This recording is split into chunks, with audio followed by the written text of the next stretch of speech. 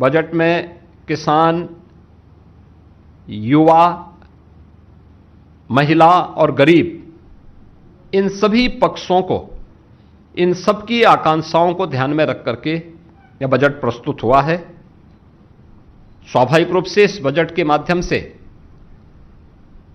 देश की सबसे बड़ी आबादी के राज्य की आकांक्षाओं की पूर्ति भी होती है। उसके लिए नई संभावनाओं के द्वार खुले हैं।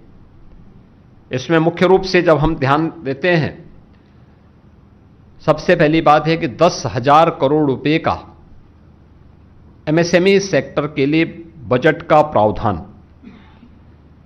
उत्तर प्रदेश देश के अंदर इसको लीड करता है। देश का सबसे बड़ा एमएसएमई बेस यूपी के पास है। 96 लाख एमएसएमई यूनिट यूपी के पास हैं। 3 करोड़ जो हमारी आबादी है, इस एमएसएमई के माध्यम से आर्थिक स्वावलंबन के पथ पर अग्रसर होती है। ये 10,000 करोड़ रुपए का जो एक फंड है, हमें एमएसएमई सेक्टर में, जिसको हमने ओडीओपी के रूप में, वन डिस्ट्रिक्ट वन प्रोडक्ट के रूप में प्रमोट किया है,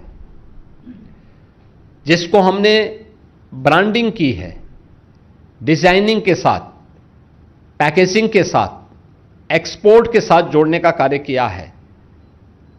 हम लोग इस बात को महसूस करते थे कि हमने ये तो किया, इसने हमारे एक्सपोर्ट को बढ़ाया, इसने रोजगार का सृजन किया, अब आगे क्या?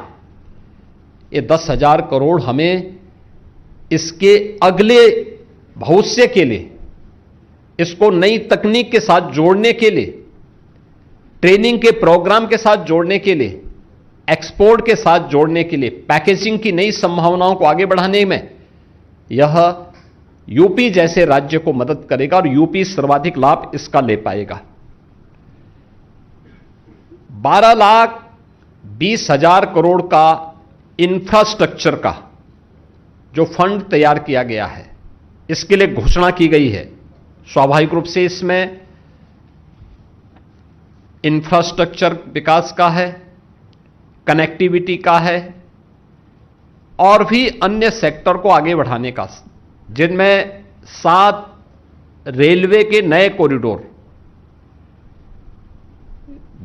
दिल्ली वाराणसी, वाराणसी सिलीगुड़ी, ये 2 यूपी को प्राप्त हुए हैं।